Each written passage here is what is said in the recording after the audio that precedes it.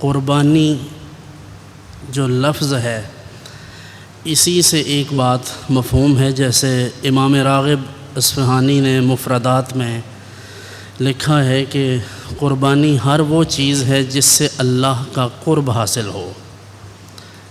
اس سے ہمیں یہ پتہ چلتا ہے کہ قربانی کا اصل مقصد اللہ کا قرب حاصل کرنا ہے، اللہ کی رضا حاصل کرنا ہے۔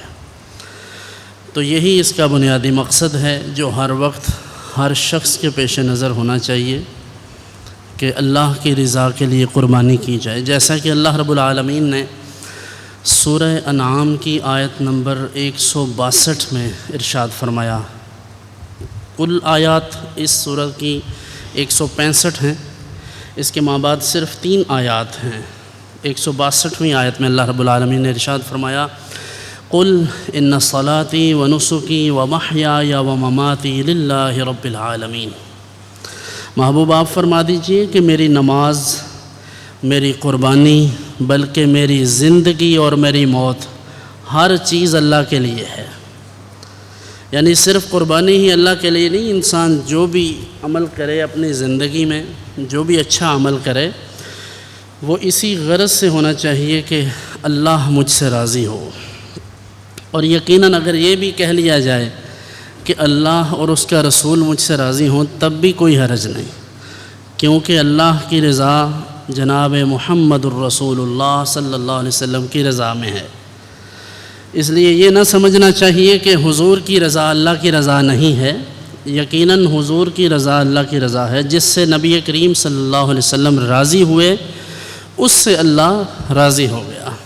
اس لیے اللہ اور اس کے رسول کی رضا کے لیے قربانی کیجیے، قربانی بھی اور دیگر اعمال بھی۔ اللہ رب العزت نے جن و انسان تمام جتنے بھی ہیں ان کی پیدائش کے مقصد کو بیان فرمایا قرآن حکیم میں کہ وما خلقت الجن والانس الا لیعبدون۔ ہم نے جنوں کو اور انسانوں کو اس لیے پیدا کیا کہ وہ عبادت کریں، اللہ کی عبادت کریں۔ اب عبادات مختلف اقسام کی ہیں، کچھ چیزوں کو اللہ نے فرض کیا ہے، کچھ کو واجب قرار دیا ہے، اور پھر عبادات میں سے کچھ عبادات ایسی ہیں جو صرف مال و دولت سے ادا کی جاتی ہیں، یعنی وہ مالی عبادات ہیں۔ کچھ وہ ہیں جو بدنی ہیں، جیسے نماز۔ آپ نماز ادا کرتے ہیں تو اس پہ کوئی آپ کے پیسے نہیں خرچ ہوتے، بلکہ صرف آپ کا بدن اس میں مشغول ہوتا ہے، تو یہ عبادت بدنی ہے۔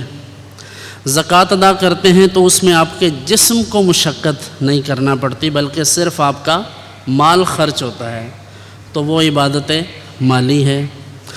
البتہ حج ایک ایسی عبادت ہے کہ جس میں مال بھی خرچ ہوتا ہے اور انسان کا بدن بھی مصروف ہوتا ہے، کیونکہ مناسک حج کو ادا کرنے کے لیے آپ کو باقاعدہ صحت اور تندرستی، توانائی درکار ہوتی ہے، اور آپ فزیکلی وہاں جا کر حج ادا کرتے ہیں۔ اور پھر دوسری بات، اس میں مال اس لیے کہ ظاہر ہے من استطاع الیہ سبیلا کے تحت آپ کے پاس اگر پیسے نہیں ہوں گے تو آپ حج ادا نہیں کر سکتے۔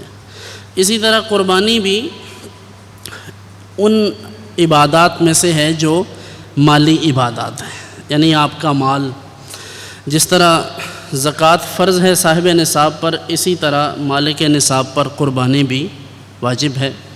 لیکن اس میں اور زکوٰۃ میں فرق یہ ہے، یعنی قربانی اور صدقہ فطر، ان دونوں کے لیے آپ کے پاس حاجات اصلیہ کے علاوہ جو مال ہے اس پر سال بھر گزرنا شرط نہیں ہے، جبکہ زکوٰۃ میں حولان حول مطلب پورا سال گزرنا شرط ہے۔ مثلاً قربانی کے ایام میں کسی شخص کے پاس 52.5 تولہ چاندی یا 7.5 تولہ سونا، اس میں سے کچھ بھی حاصل ہو گیا، یا 52.5 تولہ چاندی چونکہ کم سے کم نصاب ہے، تو 52.5 تولہ چاندی کی ویلیو اگر لگائیں تو وہ بنتی ہے 46-47 ہزار روپے۔ اگر کسی کے پاس اتنے پیسے ایام نحر میں، قربانی کے ایام میں موجود ہوں اور اس پر قرض نہ ہو اور اس کی گھر کی حاجات کے علاوہ وہ پیسے ہوں، تو اس شخص پر قربانی واجب ہے۔